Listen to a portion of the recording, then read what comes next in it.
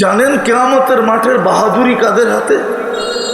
যেমন দুনিয়ার আধিপত্য কয়েক শ্রেণীর হাতে, যাদের কাছে অডেল টাকা আছে তাদের হাতে, যাদের কাছে অডেল সম্পত্তি আছে তাদের হাতে, যাদের কাছে অডেল শক্তি আছে তাদের হাতে, যাদের কাছে ক্ষমতা আছে তাদের হাতে। কিয়ামতের মাঠের আধিপত্য আপনার আর আমার মতো মানুষের হাতে। কসম খোদা, নাইলে কেন বলবে ইনতালিকু ইলাল জান্নাতি বিগাইরি হিসাব ওয়ালা কিতাব? ঘোষণা দেওয়া হবে, যাও, হিসাব কিতাব নাই, জান্নাতে চলো।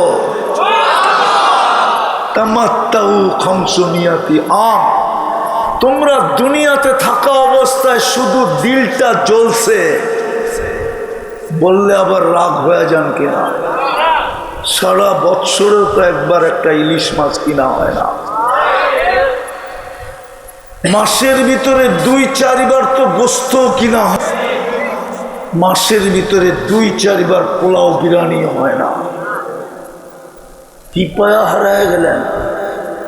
রাগ হয় না, পায়ে হাত রাখ। ওই জান্নাত হারায় ফেললেন। আল্লাহ তো বলবে দুনিয়াওয়ালারা খাইছে আর তোরা দেখছিস আর দিল জ্বলছে, যা জান্নাতে 500 বছর তোরা খাবি। ধনীদেরকে আমি 500 বছর ওয়েটিং রুমে রাখবো। তামাত্তাউ খামসুমিয়াতি আম হাত্তা ইয়াদখুলাল আগনিয়া। তোমরা 500 বছর নেয়ামত ভোগ করবে আর ধনীরা ওয়েটিং রুমে বসা বসা 500 বছর দেখবে। আর এই মধ্যবিত্ত গরিবরা বড় বড় জান্নাতের রান নিবে আর ওগরে দেখা দেখা খালি মারতে থাকবে। আমার বিশ্বাস হুরেরা আসলেও বলবো পরে, আগে মাইরা লই। কেননা চিরদিনই তো থাকবো, তোর লোকে দেখা হইতে থাকবে, অসুবিধা নাই। আগে দুনিয়ার 500 বছরেরটা পুরা করে নেই। কসম খোদা, আগেরটা বললে তো ওলামা মানবেই না। আল্লাহ তো গরিবদেরকে ডাকবে কিয়ামতের দিন হিসাবের জন্য, ফেরেশতা ডাকবে, হিসাব দিতে আসো। সব ব্যাখ্যা হয়ে বসবে, বলবে কি এর হিসাব? মালই তো দেনে। 1 তারিখে পাইছি, 25 তারিখে শেষ। সকালে আনছি, বিকালে শেষ। যেদিন অটো চালাইছি ওই দিন সংসার চলছে, যেদিন চালাই না শেষ। একবেলা খায়া রইছি, কি এর হিসাব? আল্লাহ জিজ্ঞেস করবে কি বলে? সব ভিক্ষুকের দল, হিসাব বলে দিবে না। কেন? অনেক গরম, মাল বলে দেন নাই। আল্লাহ হাসবে আর বলবে সাদাকু, সত্য, বাকি ঠিক আছে কিনা? বলছে বাকি সব ওকে। আল্লাহ বলবে বলো জান্নাতে চলে যেতে। বেশি তো পরিশ্রম ছিল না, একটা কাজেই যদি করতো ডেলি, প্রথম যদি একটা কাজ করত। আমি ইদানিং এটা প্রত্যেক সবাই শুনাইতে শুরু করছি। এক আল্লাহওয়ালা কবরস্থানে বসে কাঁদতেছিল। তো যুবক জিজ্ঞাসা করছে, বাবা তুই কবরস্থানে কাঁদিস কেন? কে দেখবে তোর কান্না? আর যদি কোনো প্রয়োজন থেকে থাকে তুই কবরস্থানে তোরে দিবে কে? বাবা বলতেছে, বেটা কেন কাঁদি বলবো, তুই বুঝবি। বলছে বল না বাবা। বলছে আমি চোখে দেখতেছি এই কবরস্থানের মানুষগুলা যখন দুনিয়াতে ছিল, আল্লাহ 24 ঘন্টা মাফ করার জন্য ডাকতেন। মাফ করলেই তো জান্নাত, বলা যায় জান্নাত দেওয়ার জন্য ডাকতেন। কিন্তু এই মানুষগুলা 24 ঘন্টা একবারও হাত উঠাইতো না, যেমন আমরা উঠাই না। আছে কেউ এখানে যে ডেলি ঘুমানোর সময় তওবা করে ঘুমায়? বলেন, এক যুবক বলো যে আমি সারাদিন যা করি তাতে কিছু আসে যায় না, আমি ঘুমানোর আগে আল্লাহর কাছে তওবা করে ঘুমাই। বলবেন ডেলি গুনাহ করব, ডেলি তওবা করব, এটা কি চলবে? আরে কারো জন্য চলুক আর না চলুক, এই উম্মতের জন্য চলবে। মুহাম্মদুর রাসূলুল্লাহ গ্যারান্টি দিছে, ওয়ালাউ ফিল ইয়াউমি 70 মাররা। ডেলি যদি তুই 70 বার তওবা করিস, আর 70 বার ভঙ্গ করিস, তারপর আমার আল্লাহ আমার সাথে অঙ্গীকার দিছেন আমার উম্মতের গুনাহ মাফ করে দিবেন। কেউ তো তওবা করে ঘুমায় না। বাবা বলতেছিল, আমি দেখতেছি দুনিয়ার বুকে যখন ছিল আল্লাহ মাফ করার জন্য ডাকতেন, কেউ হাত উঠাইতেন না। আর এখন চোখে দেখতেছি কবরবাসী 24 ঘন্টা মাপ চাইতেছে, একবারও তাকান না, কোনদিন তাকাবে না, কসম খোদা। হাজার হাজার বছর মাপ চাইলেও তাকাবেন না। এটাই কোরআন বলে, তাকাবেন না, তাকাবেন না, তাকাবেন না। কেননা আল্লাহ তাকাইলেই বেনিফিট দিতে হবে। আল্লাহ চারদিকে তাকান, তার ভাগ্য খোলা যায়। বাইজিদ বুস্তামি রহমতুল্লাহ কাহিনী আছে, উনি লেখছেন, আমি লিখি নাই। উনি লেখছেন, একদিন কুকুর আমাকে জিজ্ঞেস করতেছিল, বাইজিদ এক আল্লাহই তো বানাইলো, তোর সৃষ্টিকর্তা যে আমার সৃষ্টি করতো সে তোকে কেন সৃষ্টির সেরা বানাইলো, আমাকে কেন কুকুর বানাইলো? তো বাইজিদ বুস্তামি রহমতুল্লাহ জবাব দিতেছিল, বলতে আমার উপরে আল্লাহর রহমতের দৃষ্টি পড়ছে তো আমি সৃষ্টির সেরা, তোর উপরে পড়ে নাই তো তুই কুকুর। সত্য এটা, তওবা তো করে না। করবেন আজকের থেকে? কে কে করবেন দেখি? পাক্কা মনের থেকে? বিলকুল।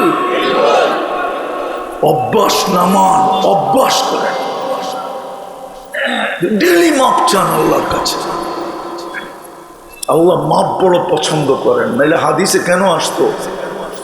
আল্লাহ মাপ করা পছন্দ করেন। ইউহিব্বুল আফওয়া ইন্নাকা আফুউন কারীম তুহিব্বুল আফওয়া। আল্লাহ মাপ করা ভালোবাসে, মাপ করতে চান। অনেকদিন পরে কাহিনী মনে উঠলো, এই জন্য শুনাইতেছি, লম্বা হইতেছে না তো।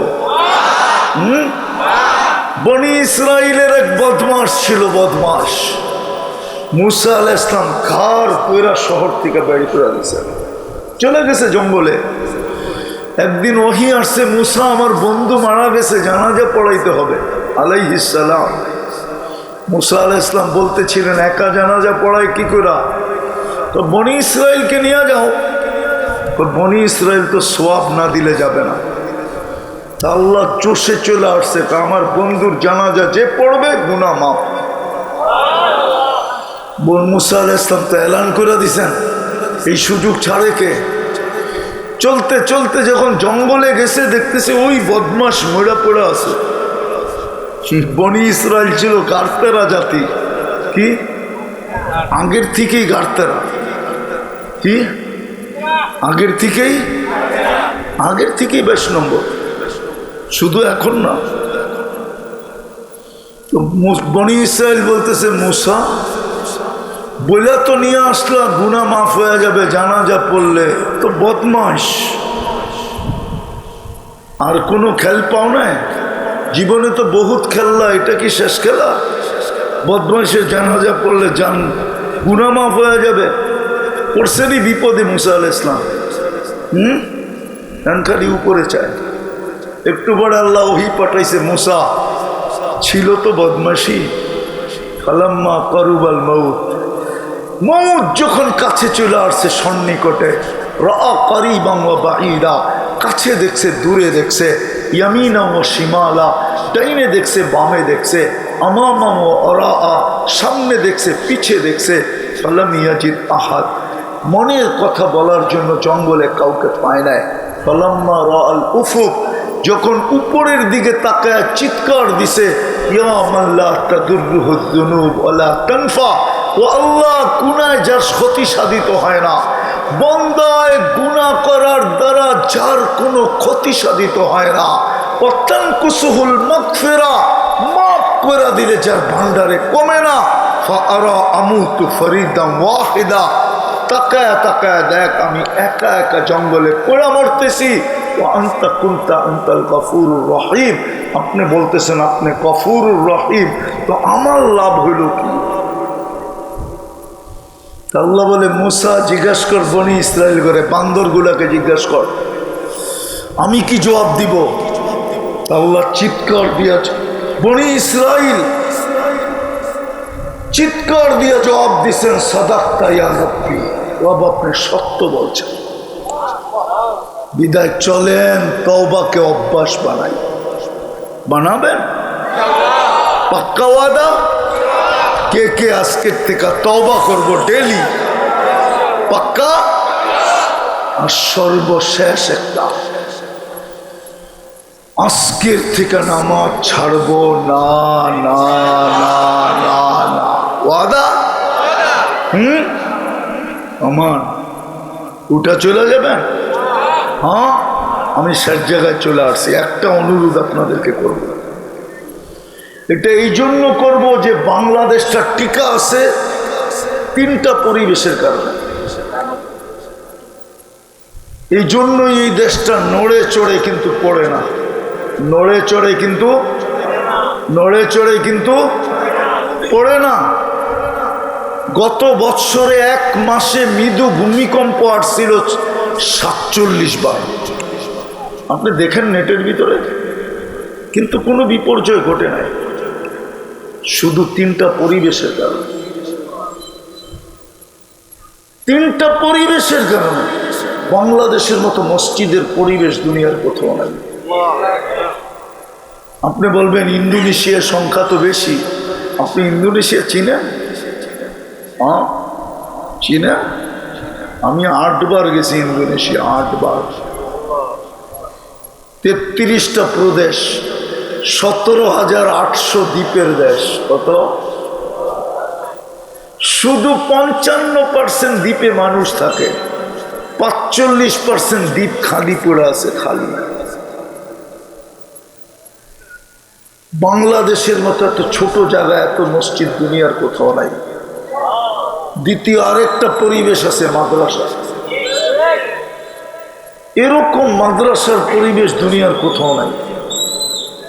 তৃতীয় আরেকটা পরিবেশ আছে আলেম ওলামা আল্লাহওয়ালা, এই পরিবেশও দুনিয়ার কোথাও নাই। এই জন্য এই দেশটা বিপর্যয়ের থেকে বেঁচা যায়। আপনাকে স্বাধীনতা আমি দেখি নাই, আমি জুলাই দেখি নাই। আমি জুলাইয়ের 18 তারিখে চলে গেছি ইংল্যান্ড। যেদিন বাংলাদেশ স্বাধীন হইতেছিল ওই দিন আমি জমিনও ছিলাম না। আমি তো জমিনের থেকে 39,000 ফিট উপরে ছিলাম। আমি কানাডা যেতেছিলাম, কানাডা ইংল্যান্ড থেকে। আমি নামার পরে শুনছি বাংলাদেশ স্বাধীন হয়ে গেছে। আমি দেশে আসছি সেপ্টেম্বরের 23 তারিখে, মধ্যে আসছিলাম একদিনের জন্য। 18ই জুলাই আসছিলাম, আবার চলে গেছি কোরিয়া। আমরা বিদেশ থেকে শুনতেছিলাম যে মনে হয় এই দেশটা শেষ। 2-4-10টা দেশের নাম নিয়ে মানুষ বলতো যে মনে হয় দেশটা শেষ। কিন্তু আলহামদুলিল্লাহ আজ পর্যন্ত ঠিক আছে, কোনো বিপর্যয় হয় নাই। হয়েছে? করোনার সময় কোনো বিপর্যয় হয়েছে?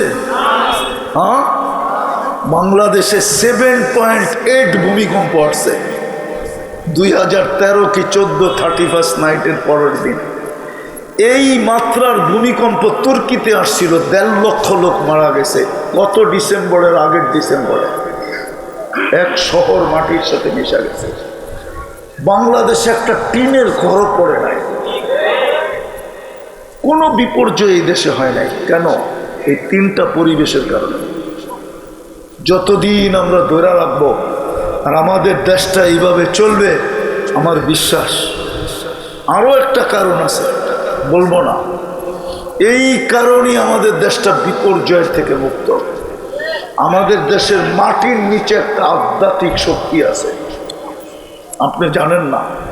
এই জন্য এই মাটি নিয়ে, এই মাটির ইতিহাস 1400 বৎসরের উপরে। এখন কত সন চলতেছে বাংলা? আরবি কত চলতেছে? হুজুররা বলুক না কত চলতেছে? 25 আর 45 কয় বৎসরের ডিফারেন্স? 20 বৎসরের ডিফারেন্স। এই মাটির একটা ইতিহাস আছে, আধ্যাত্মিক শক্তি আছে। আপনি অতীত থেকে শুরু দিন থেকে এই পর্যন্ত ইতিহাস গাইটা দেখেন, এই মাটি নিয়ে যারা খেলছে, এই মাটি ওদেরকে হয়তো বোল্ড আউট করছে, নাইলে ক্যাচ আউট করছে, নাইলে রান আউট করছে, নাইলে ছক্কা মাইরা সীমান্তের বাহিরে করছে। এই মাটির আধ্যাত্মিক শক্তি আছে। 2 জন সাহাবীর কবর এই মাটির নিচে আছে। তাও আজকের না, আল্লাহর রসুল হিজরত করেন নাই তখন চলে আসছে 4 সাহাবী, আবু ওয়াক্কাস, ওহাব ইবনে মালিক, কাসিম ইবনে হুযাইফা, উরওয়া ইবনে সাসা। 2 জন চীনে গেছেন, 2 জনের কবর এখনো চীনে আছে। আবু ওয়াক্কাস গুয়াঞ্জুতে, ওহাব ইবনে মালিক রাদিয়াল্লাহু তাআলা আনহু মঙ্গোলিয়ার বর্ডারে। 2 জন ইতিহাসবিদরা বলে এই মাটির নিচে ইসলামের প্রথম কোরবানি এই মাটির নিচে। এই জন্য আমি বলি এই মাটির একটা আধ্যাত্মিক শক্তি আছে। যেই খেলতে চায় মাটি ওকে নিয়ে খেলা শুরু করে, হয়তো রান আউট, নইলে কি বোল্ড আউট, নইলে কি ক্যাচ আউট, নইলে কি বাউন্ডারির বাহিরে, বাউন্ডারির বাহিরে করে দেয় মাটি। এই মাটির ভিতরে এক আধ্যাত্মিক শক্তি আছে। আপনি জানেন না, একটা উপরের শক্তি, একটা ভিতরের শক্তি। 40,000-এর উপরে হেফজোখানা। সকাল হওয়ার 1 ঘন্টা আগে উঠে এই লাল সবুজের পরিধিটাকে আধ্যাত্মিক সুরক্ষার চাদর দিয়া ডাকে। আরেকটা তথ্য আপনাদেরকে দেই আমি, এই জমিনের জন্ম থেকে বাংলাদেশ হওয়ার থেকে এই পর্যন্ত যত বেশি মাত্রার ভূমিকম্প আসছে, বড় মাত্রার, 5-এর উপর থেকে নিয়ে 6, 6-এর উপর থেকে নিয়ে 7, যত বড় ভূমিকম্প আসছে সব শেষ রাত্রে আসছে। একটাও দিনে না, একটাও শেষ রাত্রে না। কারণ কি জানেন?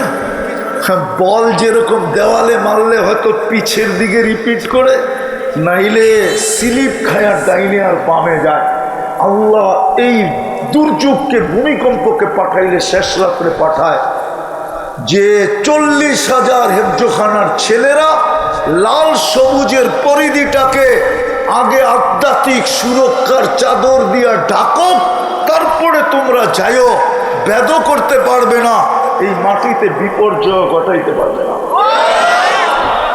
এই জন্য এটাকে টিকায় রাখা আমাদের দায়িত্ব। 1 টাকা দিয়েও যদি পারেন টিকায় রাখেন, নাইলে পস্তাইতে হবে। চিনি আমি, হুজুররা আবার কি বলবে জানি না, লম্বা হয়ে যাবে। আমি চিনি ইমাম বুখারীর এখন যে দরসগা রাখা আছে, 50,000 ছাত্র বসতে পারে। এখন যেটা বর্তমানে যেটা রাখা আছে, 50,000 ছাত্র বসতে পারে। ইমাম বুখারী যেখানে হাদিস পড়াইতেন, বুখারী শরীফ পড়াইতেন, জাদুঘর হিসাবে যেটা এখনো আছে। আর আমাদের ওস্তাদরা তো বলতেন 90,000 ছাত্র হতো, কিন্তু ওইখানে এখন আলিফ বাতাও পড়ানো হয় না। আমি তো 90 দশকে গেছি, 90 দশকে গেছি। আজ থেকে 35 বছর আগের কথা বলতেছি। আমার কাছে যা আছে চোখে দেখা, এই জন্য এগুলাকে টিকায় রাখেন, রাখবেন।